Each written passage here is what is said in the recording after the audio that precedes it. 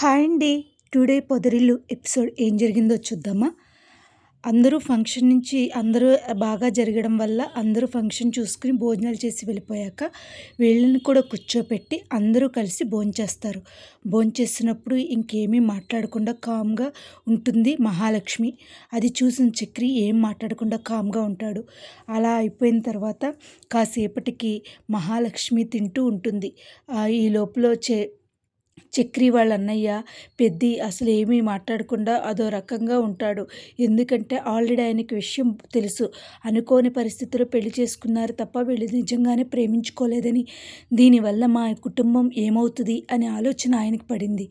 ఈ లోపల ఈ అమ్మాయి లోపలికి వెళ్ళిపోయి కూర్చుంటుంది. ఈ లోపల చక్రి వస్తాడు. చక్రి వచ్చి, నాన్న నువ్వు బంగారం చేయించి ఇచ్చావు కదా, చాలా సంతోషం నాన్న. నువ్వు అలా చేస్తావని నేను అనుకోలేదు నాన్న అంటాడు.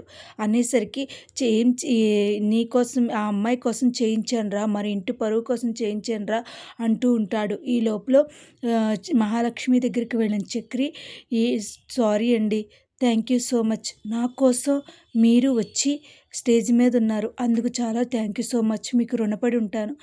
ఈ సమాజం నన్ను నీ భార్యగా అంటుంది కాబట్టి నీ కోసం కాదు, పెద్ది కోసం వచ్చి నేను నిలబడ్డాను. మీ పెద్దన్నయ్య కోసం నిలబడ్డాను.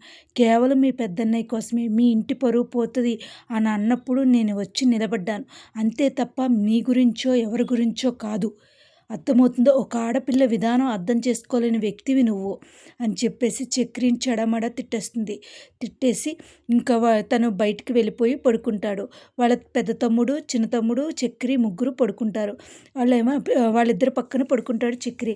అదేంటన్నయ్య ఇక్కడ పడుకున్నావు, వదిన లోపలుంది కదా అన్నయ్య అంటాడు చిన్న తమ్ముడు. అలా అనేసరికి ఏమీ మాట్లాడకుండా కామ్గా కూర్చుంటాడు.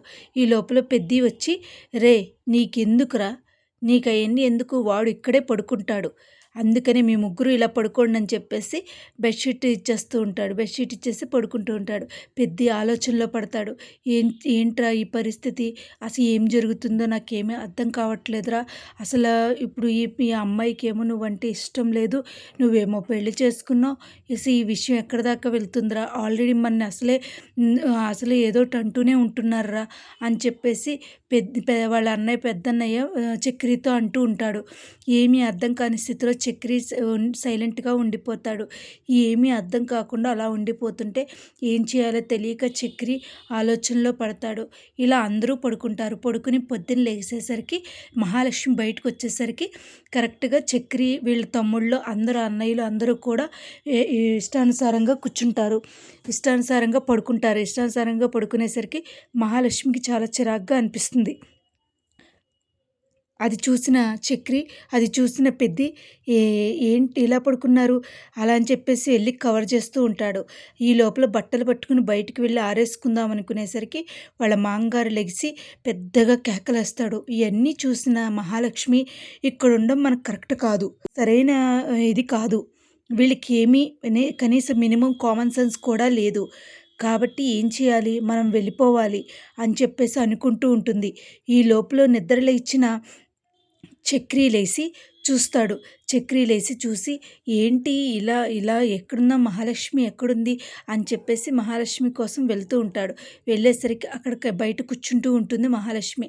అవును, మీరు సార్ గారు లెగలేదని కూర్చుని ఉన్నాను అని చెప్పేసి అనేసరికి, అది కాదండి, అలా కాదండి అని అనేసరికి, ఏదేమైనా మీరు అనుకోండి, నేను ఇక్కడ ఉండను, హాస్టల్కి వెళ్ళిపోతాను అని చెప్పేసి అంటూ ఉంటుంది మహాలక్ష్మి.